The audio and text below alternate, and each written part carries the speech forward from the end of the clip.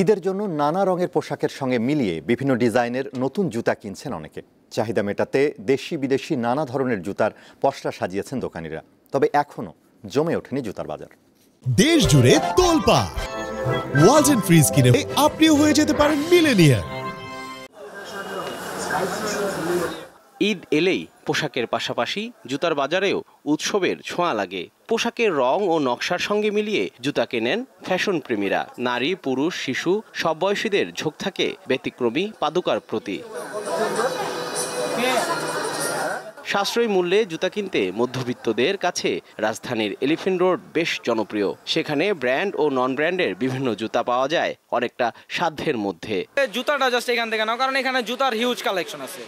মানে এক একটা মার্কেটে এক একটার চাইতে ভালো জুতা পাওয়া যায়। আপাতত ওদের জন্য কিনছি, ছোটদের জন্য। আমার জন্য এখন কিনা হয়নি। পার্টি ওয়্যার টাইপের কিডস এরকমই নেওয়া হয় সচরাচর। অনেক ভিড় থাকে এই এলিফ্যান্ট রোডটা, এই কারণে আগে মানে কিনে ফেলার চিন্তা ভাবনা করছি।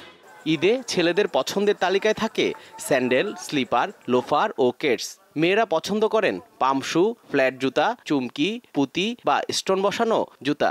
চামড়ার দেশি জুতার পাশাপাশি চীন ও ভিয়েতনামের জুতায় এবার দোকান সাজিয়েছেন বিক্রেতারা। তবে এখনো জমে ওঠেনি জুতার বাজার। গত বছরে তো এই বছর অনেক সেল খারাপ। গত বছরে আমরা খুব ভালো বেচছি, এই বছরে কোনো ক্রেতা নাই। চায়না ভিয়েতনাম কালেকশনের সবচেয়ে বেশি, আমাদের লোকাল কালেকশনটা কম। কেস আছে, শু আছে, তারপর পাম্পি আছে বাচ্চাদের। ইনশাল্লাহ আপনার দেখা গেছে আগামী বৃহস্পতিবার 20 রমজান থেকে প্রচুর কাস্টমার পড়বে। এখনো তো মানুষ ওইভাবে মার্কেটে নামে নেই। সাধারণত ঈদের পোশাক কেনার পর ক্রেতারা জুতা কেনেন বলে রমজানের শেষ দিকে জুতার ব্যবসা জমজমাট হয়। সেই অপেক্ষায় আছেন ব্যবসায়ীরা। জহিরুল মোহসান, দীপ্ত সংবাদ, ঢাকা।